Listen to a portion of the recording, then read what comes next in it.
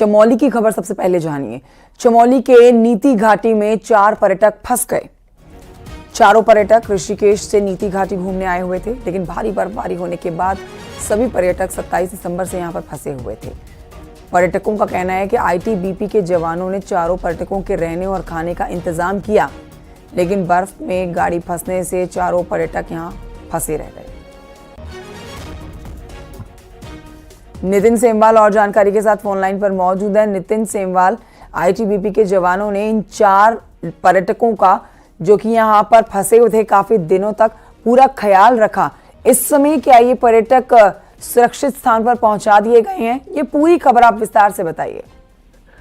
जी बताना चाहूंगा कि ये पूरी घटना 27 दिसंबर की है, जब दोपहर के बाद ये पर्यटक नीति घाटी की तरफ गए थे और अचानक मौसम नीति घाटी में बदल गया था।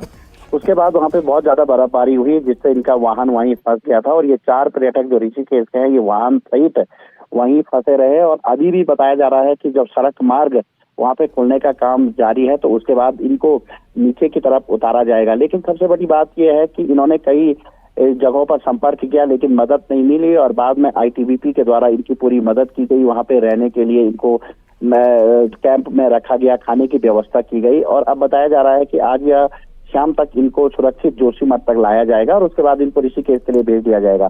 दूसरी सबसे बड़ी बात यह है कि घाटी में बहुत ज्यादा बर्फबारी हुई है, जिसकी वजह से वहां पे सड़क अभी भी बाधित है। नीति मलारी जो हाईवे है वो बाधित है, उसको खोलने का काम जारी है। जैसे ही सड़क खुलेगी वैसे ही वहां पे गाड़ियों का आवागमन शुरू कर दिया जाएगा। जी नितिन, एक बच्चा भी दिख रहा है इन पर्यटकों के बीच में, उम्र काफी कम है, लेकिन इतनी ठंडी जगह जहां पर ऑक्सीजन की अक्सर कमी हो जाती है, तो यहाँ पर ये लोग फंसे रहे। कोई मेडिकल प्रॉब्लम इनमें से किसी को नहीं आई है? जी अगर मेडिकल प्रॉब्लम की बात करें तो ये सभी लोग ठीक हैं, क्योंकि आईटीबीपी का वहाँ पे अपना एक मेडिकल का कैंप है, यानी कि वहाँ पे अस्पताल है, तो वहाँ पे इलाज भी इनका चल रहा है। लेकिन अभी बताया जा रहा है कि ये चारों जो पर्यटक वहाँ पे हैं, बच्चे समेत जो लोग भी वहाँ पे रहे हैं, वो बिल्कुल सुरक्षित हैं और उनको नीचे उतारने का प्रयास अब किया जाएगा। जी ठीक है नितिन सेमवाल, बहुत शुक्रिया आपका जानकारी के लिए। गाड़ी मल्लारी पहुंच गई है। चमोली के कर्णप्रयाग में एक बड़ा हादसा होने से टल गया है। यहाँ पर गौचर के कमेड़ा में कार पर पहाड़ी से भारी बोल्डर आकर गिर गया। ये देख रहे हैं आप कार की हालत, पहाड़ी से भारी बोल्डर आकर गिरा। कार सवार लोग बोल्डर की चपेट में आने से बाल बाल बच गए हैं। गनीमत रही कि कार सवार 3 लोगों ने भागकर अपनी जान बचा ली। समय रहते लोग कार से बाहर निकले, नहीं तो जान का बड़ा नुकसान होता। क्या करे वीडियो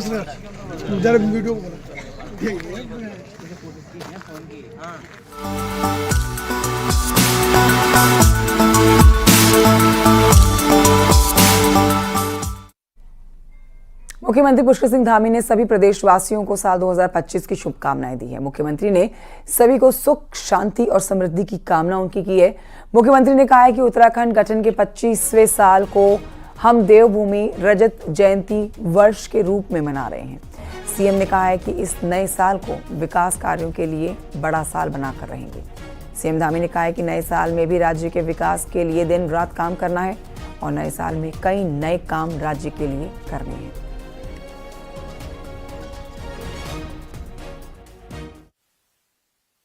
कि 2024 हमारे लिए बहुत उपलब्धि भरा साल था और 2025 हमारे लिए बहुत ही अवसर का साल है। एक तो सबसे पहले राज्य के अंदर 2025 में राष्ट्रीय खेल हो रहे हैं, उसकी मेजबानी उत्तराखंड राज्य को मिली है, देवभूमि के लोगों को मिली है और साथ ही साथ हम 25वें साल में प्रवेश कर रहे हैं। ये रजतोत्सव हमारा ये भी उपलब्धियों भरा रहेगा और नए कीर्तिमान स्थापित करेगा, क्योंकि उत्तराखंड 25 साल का हो गया है। हर क्षेत्र में हमको नई उपलब्धियां प्राप्त करनी है। जो हमने पीछे उपलब्धियां प्राप्त की हैं, उन उपलब्धियों से प्रेरणा लेकर, प्रोत्साहन लेकर हम आगे बढ़ेंगे और हर क्षेत्र में एक नया कीर्तिमान राज्य का स्थापित हो। राज्य के सभी विभाग उस दिशा में काम करेंगे और हमारे प्रधानमंत्री जी ने जो 21वीं सदी का ये दशक, उत्तराखंड का दशक कहा है, उसको हम लोगों ने धरातल पर उतारना है। हर एक उत्तराखंड वासी को उस दिशा में काम करना है। मैं सभी को नए वर्ष की, ये नव वर्ष हमारा कैलेंडर का वर्ष 2025 की सबको शुभकामनाएं। उधर नैनीताल में देश भर के पर्यटकों ने नए साल की शुरुआत मंदिरों से की है। मंदिर में पूजा पाठ करने के साथ की है, जहां पर नैनीताल के नैना देवी शक्तिपीठ और कैंची धाम के मंदिरों में आज सुबह से ही भक्तों का तांता लगा रहा। साल 2024 को अलविदा कहकर पर्यटकों ने आज नैनीताल जैसे खूबसूरत शहर से नए साल के लिए पहले दिन का आगाज किया है। इस मौके पर मंदिरों में पर्यटकों की भीड़ देखी गई। लंबी लंबी कतारों में यहां पर भक्त पहुंचे हुए अपनी बारी का इंतजार करते दिखे। हालांकि इस दौरान देश भर से आए पर्यटकों ने पहाड़ों की खूबसूरती को बचाने का भी संकल्प लिया। नए साल 2025 स्टार्ट हो रहा है। इसके साथ ही हम माता नैना देवी का आशीर्वाद लेने यहाँ पे आए हैं और हमें बहुत खुशी हो रही है इस खूबसूरत शहर में आके। और उत्तराखंड तो वैसे भी देवों की भूमि है, तो हम जो नए साल का शुरुआत यहाँ से कर रहे हैं तो हमें बहुत ही अच्छा लग रहा है। और सब कुछ बहुत अच्छे से सब अपने अपने सबकी मनोकामनाएं पूरी हों और भगवान का सबके ऊपर नैना देवी का सबके ऊपर आशीर्वाद बना रहे।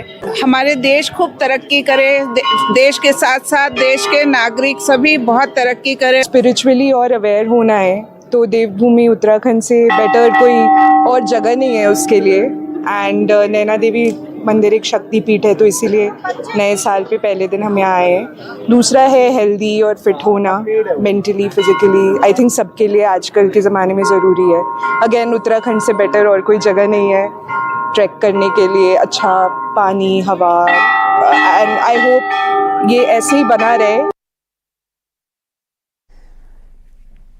तो नए वर्ष का जश्न मनाने पहाड़ में भारी संख्या में पर्यटक पहुंचे हैं। सुबह से मंदिरों में आप देख रहे हैं यहाँ भक्तों का तांता लगा हुआ है। अल्मोड़ा जागेश्वर धाम में श्रद्धालु दर्शन के लिए लंबी लंबी लाइनों में खड़े हुए हैं। नए साल की शुरुआत लोग मंदिरों में पूजा अर्चना के साथ कर रहे हैं।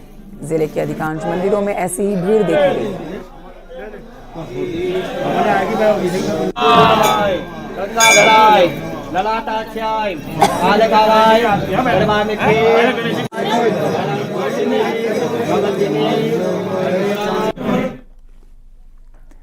नए साल को लेकर लोगों में गजब का उत्साह दिखा। हर कोई अपने ढंग से नए साल का आगाज करता हुआ दिखा। धर्मनगरी हरिद्वार में हर की पैड़ी पर नए साल के उत्साह में लोग हर की पैड़ी पर मां गंगा में आस्था की डुबकी लगाते हुए दिखे। बड़ी संख्या में लोग सुबह सवेरे तड़के ठंड में आस्था की डुबकी लगाते हैं और गंगा की आरती में शामिल होते हैं। दर्शन पूजा करने के लिए दूर दराज इलाकों से यहाँ पर लोग पहुँचे हुए हैं। परिवारों के साथ यहाँ पहुँचे लोग, जिसमें बच्चे, बुजुर्ग सभी शामिल हैं और सुख समृद्धि की कामना की जा रही है, खुशहाली की कामना की जा रही है। बहुत अच्छा लगा और इससे सबसे ज़्यादा अच्छा ये लगा कि इतने सारे लोग हैं, इन सब के मनोकामना आए हैं। They have come with so many wishes and they want to fulfil them here. It's a मैट्रिक कंट्री और तरक्की तो हो रही है भारत की, और हमें आशा है कि और ज़्यादा ही तरक्की हो। And I hope all the people get what they want and their wishes are fulfilled. आज जनवरी 1 है 2025, तो सोचा पहला दिन इस साल का यहीं पे देखा जाए गंगा आरती। बहुत कुछ मांगा लेकिन मांगा कि हमारे देश की उन्नति हो। इतने सारे लोग आए हैं, सबकी मनोकामनाएं पूरी हों।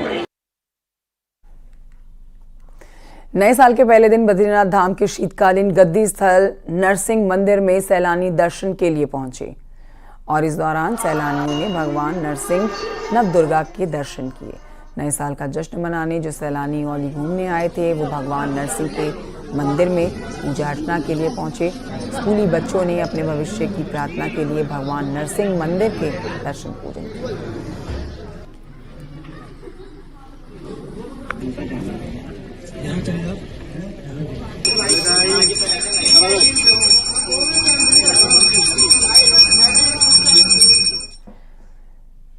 नए साल के पहले दिन पहाड़ों में रौनक है और सभी हिल स्टेशंस की तरफ रुख करते हुए नजर आए हैं। यहाँ पर सैलानी नए साल के मौके पर पहुंचे हुए मौसम का लुत्फ उठा रहे हैं। चमोली के औली में पिछले दिनों बर्फबारी हुई है, कई फीट हुई ये बर्फबारी लोगों को खुश कर रही है। मौसम भी सुहाना है, इसका मजा लेने के लिए पर्यटक औली पहुंचे हुए हैं। इस बार सबसे ज्यादा सैलानी दिल्ली से, गुजरात से औली पहुंचे हैं।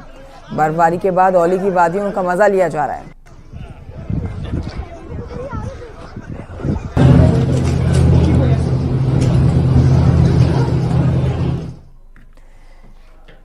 नए साल पर मशहूर पर्यटक स्थल चक्राता में भी भारी संख्या में सैलानी पहुंचे हैं। 6000 से ज्यादा सैलानी इस वक्त चक्राता की शांत वादियों में मजा ले रहे हैं। सैलानी बर्फबारी का लुत्फ उठा रहे हैं। बर्फबारी में सैलानी नाचते गाते नजर आ रहे हैं। प्रशासन भी अलर्ट मोड पर है ताकि जश्न के दौरान किसी तरह भी पर्यटक किसी तरह की कोई दिक्कत का सामना ना करें।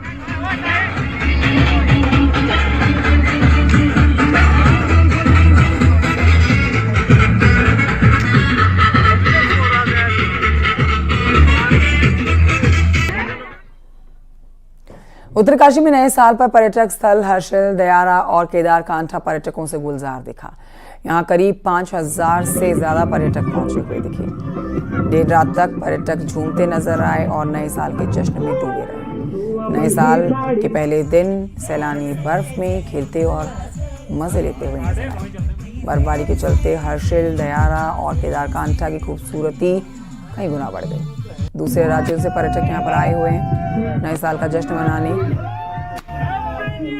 स्थानीय होटल और ढाबा संचालकों के साथ पर्यटन व्यवसाय के चेहरे भी खिले हुए हैं।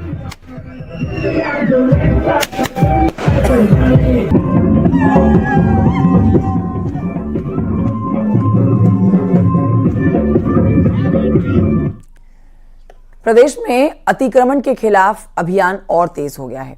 मुख्यमंत्री पुष्कर सिंह धामी ने कहा है कि देवभूमि का मूल स्वरूप बनाए रखने के लिए अतिक्रमण हटाने का अभियान नए साल में और तेज गति से आगे बढ़ेगा।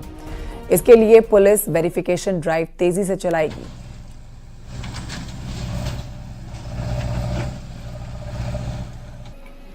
देवभूमि का मूल स्वरूप बनाए रखने के लिए यह अभियान बहुत आवश्यक है। इसमें 5000 एकड़ से अधिक जमीनें अतिक्रमण से मुक्त हुई हैं और ये अतिक्रमण आगे भी जहां जहां है उसको मुक्त कराने का अभियान हमारा और तेजी से चलेगा। डेमोग्राफी में कोई परिवर्तन न हो, इसके लिए लगातार हमारी पुलिस विभाग के लोग लगातार वेरिफिकेशन को भी आगे बढ़ाएंगे। चक्राता के ऊपरी इलाकों में हुई बर्फबारी अब मुसीबत बन रही है। देखिए, बर्फ के साथ सड़कों पर पाला पड़ रहा है, जिसकी वजह से फिसलन हो रही है। प्रशासन की टीम बुलडोजर से सड़क पर मिट्टी डालने का काम कर रही है ताकि सड़कों पर फिसलन थोड़ी कम हो सके। प्रशासन ने पहाड़ आए सैलानियों से सावधानी के साथ ड्राइविंग करने की अपील की है। नए साल के लिए भारी संख्या में सैलानी पहाड़ पहुंचे हुए हैं। सड़कों पर हो रही फिसलन से मुसीबत बनी हुई है।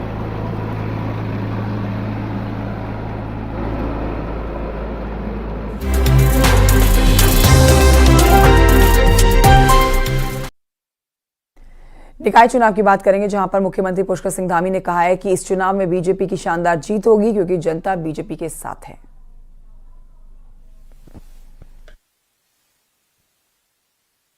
निकायों में भी निश्चित रूप से उत्तराखंड के लोग भारतीय जनता पार्टी की सरकार बनाएंगे, जिससे कि तीनों इंजन तेज गति से उत्तराखंड को विकास की ओर आगे बढ़ाएंगे। कुमाऊं के सबसे बड़े नगर निगम हल्द्वानी का सियासी गणित लगातार मजेदार होता जा रहा है। समाजवादी पार्टी की एंट्री से शहर की सियासत को साल 2013 और 18 में लाकर खड़ा कर दिया है। समाजवादी पार्टी ने अपना ऐसा दम दिखाया है कि बीजेपी और कांग्रेस भी अब हैरान हो गए हैं।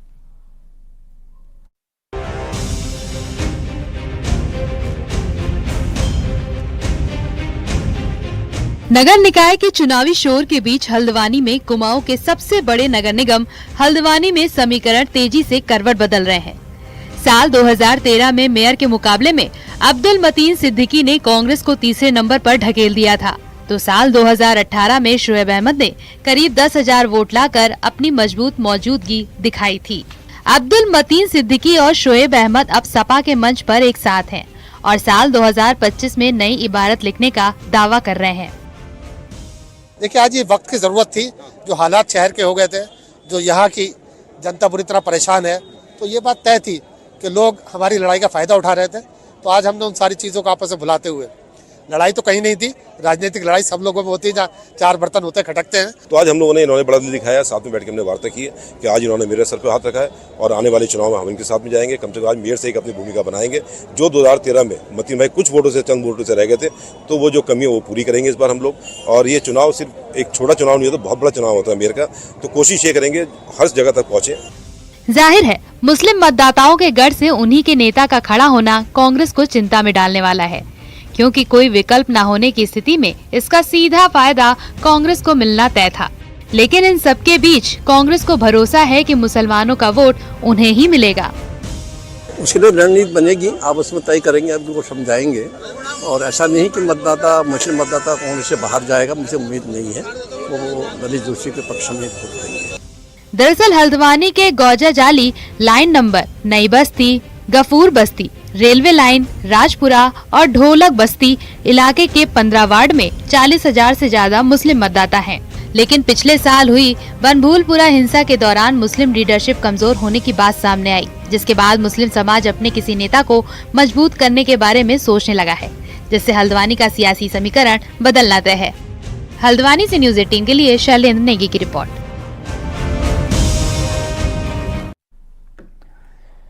नगर निकाय चुनाव में कांग्रेस को फिर से एक बार झटका लगा है। यहाँ पर उत्तराखंड कांग्रेस के पूर्व प्रदेश सचिव सरिता नेगी ने कांग्रेस का दामन छोड़ बीजेपी को ज्वाइन कर लिया है। दरअसल सरिता पौड़ी नगर पालिका में अध्यक्ष पद के लिए अपनी दावेदारी करके इस बार भी कांग्रेस से टिकट मांग रही थी, लेकिन टिकट नहीं मिला, जिससे वो नाराज हो गई। और देखिए, इसी से नाराज सरिता ने बीजेपी का दामन थाम लिया। सरिता का आरोप है कि कांग्रेस ने टिकट का बंटवारा धनबल के आधार पर किया है, जिससे उनका टिकट कटा है। कांग्रेस जब इस समय बुरे दौर से गुजर रही है, तो हमने ये कहा कि इस समय आपको विनिंग कैंडिडेट पर मुहर लगानी चाहिए। लेकिन हमारा जो जिला, यहाँ की जो पौड़ी की जिला कांग्रेस कमेटी थी, उन्होंने कहा कि भैया हमने 27 लाख रुपए खर्च कर दिए हैं और उस पर नहीं मोहर लगेगी, किसी वरिष्ठता पर या किसी के काम पर या किसी की LI रिपोर्ट पर या किसी के सर्वे पर। यदि मोहर लगेगी तो हमारे पैसे पर, और पैसे के दम पर हम टिकट लाके दिखाएंगे। ये आज आपके सामने है कि जो महिला 1 साल पहले पार्टी में सम्मिलित होती है, जिनका भी कोई जनाधार नहीं है, जिनको कोई पहचानता ही नहीं है, उस व्यक्ति को टिकट दे दिया गया। उत्तराखंड कांग्रेस में निकाय चुनाव के टिकट बांटने के साथ ही एक बड़ा बवाल शुरू हो गया।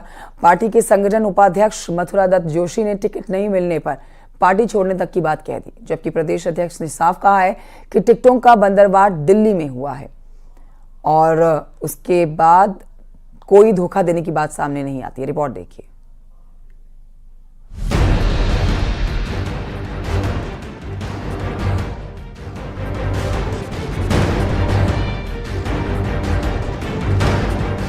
पिथौरागढ़ में कांग्रेस का टिकट आखिरी वक्त तक अटका रहा। एक तरफ तो विधायक मयूख महर ने विद्रोह की मशाल उठा ली है, तो वहीं दूसरी तरफ पार्टी के बड़े नेता संगठन उपाध्यक्ष मथुरा दत्त जोशी ने पार्टी छोड़ने तक का ऐलान कर दिया है।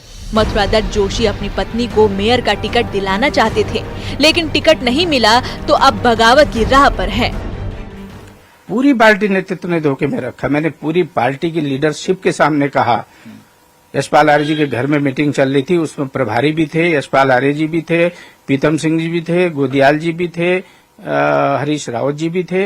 उनके सामने मैंने कहा था, भाई मैं दावेदार हूं, आप एक टिकट मुझे दे दीजिए। मुझे आपने MLA ने क्यों मेरा टिकट काट रहे हैं बार बार।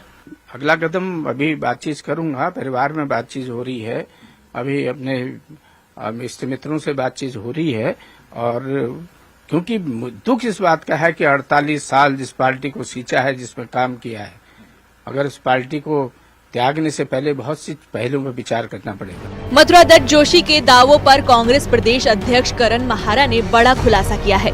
महारा का कहना है कि पिथौरागढ़ सीट के लिए जो 3 नामों का पैनल दिल्ली भेजा गया था, वो खुद मथुरा दत्त जोशी ने ही बनाया था। और इतना ही नहीं, इसमें सबसे ऊपर उनकी पत्नी का ही नाम था, लेकिन उसके बाद का फैसला दिल्ली हाई कमान से लिया गया, लिहाजा इसमें उनकी कोई भूमिका नहीं है। देखिए, मुझे नहीं लगता धोखा दिया गया, क्योंकि उन्होंने पत्र हमने नहीं बनाया, पत्र उन्हीं के द्वारा माध्यम से बनाया गया। उसमें जो लिखा गया है वो अभी मैं क्योंकि सार्वजनिक नहीं करना चाहता, लेकिन वरीयता उन्होंने अपनी पत्नी को दी थी उसमें।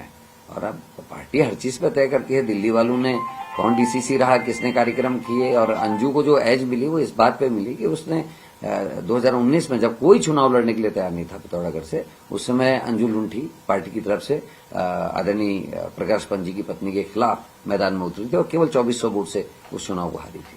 तो बहुत चीजें देखी जाती हैं। और जब विधायक जी किसी और का समर्थन कर रहे हो, उसके बाद भी अगर पार्टी ने हाईकमान ने डिसीजन किया है तो कुछ सोच समझ के किया होगा। जोशी जी को उस डिसीजन के संग ज्यादा चाहिए, मेरा मानना है। भारतीय जनता पार्टी में हर अच्छे व्यक्ति का हम सम्मान करते हैं और भारतीय जनता पार्टी क्योंकि एक विश्व की सबसे बड़ी पार्टी है और आदरणीय प्रधानमंत्री और हमारे प्रदेश के मुख्यमंत्री के द्वारा जो लगातार प्रदेश का विकास के लिए योजनाएं लाई जा रही हैं उससे प्रभावित होकर अगर कोई हमारे दल में आता है हम उसका स्वागत करेंगे। वहीं दूसरी तरफ बीजेपी एमडी जोशी का पार्टी में स्वागत करने के लिए तैयार है। बीजेपी और कांग्रेस दोनों ही पार्टी में पूरे राज्य में कई जगहों पर बगावत है, लेकिन इतने बड़े पद पर मौजूद नेता का इस तरह से बागी होना और निकाय चुनाव से ठीक पहले पार्टी छोड़ने की धमकी देना बड़े सवाल खड़े करता है। देहरादून से न्यूज़ 18 के लिए सुनील नौप्रभात की रिपोर्ट। पौड़ी जिले से खबर, जहां पर सतपुली नगर पंचायत चुनाव में अध्यक्ष पद पर बीजेपी और कांग्रेस में सीधी टक्कर है। दोनों ही पार्टियों के कैंडिडेट जनता को साधने की कोशिश कर रहे हैं। बीजेपी प्रत्याशी का कहना है कि सतपुली में बन रही झील से पर्यटक कारोबार बढ़ेगा और जनता को रोजगार मिलेगा। वहीं कांग्रेस के कैंडिडेट भी जन समस्याओं को दूर करने की बात कह रहे हैं। प्राथमिकता यही है कि जो विकास रुका हुआ वो विकास करूंगी। यहाँ का सतपुली का ये चौमुखी विकास है। यहाँ का सतपुली का ये बहुत अच्छा पर्यटक नगरी बनने जा रही है और झील के कारण ये सौगात यहाँ मिली हुई है। प्राथमिकता वही है, वो स्वच्छता की। मैंने आपको पहले बताया कि स्वच्छता और जो ये पार्किंग की जो अव्यवस्था है यहाँ, उन पे हम थोड़ा ध्यान देंगे ताकि आने वाले समय पे या जो यातायात में जो असुविधाएं प्राप्त होती हैं तो दूर होगी जरा उससे। और सुलभ शौचालय की यहाँ व्यवस्थाएं नहीं है। पिथौरागढ़ मेयर सीट पर बीजेपी और कांग्रेस के बागियों की बगावत लगातार बढ़ रही है। हालात ये हैं कि अब बागी खुलेआम पार्टी उम्मीदवार के खिलाफ मैदान में नजर आ रहे हैं। बागियों की बगावत ने दोनों ही दलों की राह मुश्किल कर दी है। पहली बार निगम बने पिथौरागढ़ में मुख्य दलों की बगावत सियासी चर्चाओं का केंद्र बन गया है।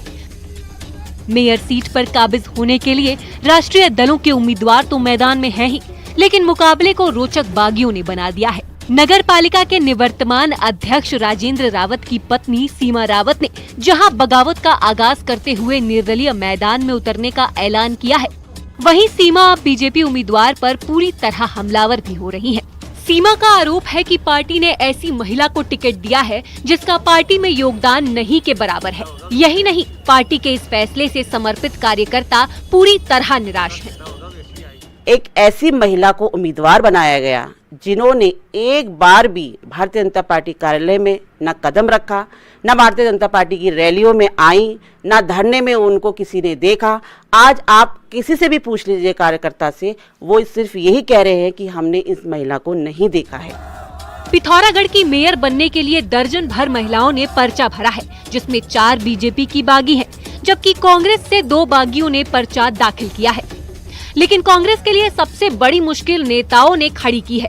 प्रदेश उपाध्यक्ष एमडी जोशी पत्नी को टिकट नहीं मिलने पर भड़के हैं, तो वहीं स्थानीय विधायक मयूख मेहर ने पार्टी उम्मीदवार के खिलाफ अपने उम्मीदवार को मैदान में उतार डाला है। भारतीय राष्ट्रीय कांग्रेस की उम्मीदवार अंजू लुंठी जी हैं, वो माननीय विधायक मयूख मेहर जी के घर भी गई हैं और जो हमारी रिसेन मेहर की पत्नी है उनके घर भी गई हैं और भावना नगर कोटी जो हमारी महिला अध्यक्ष है उनके घर भी गई हैं।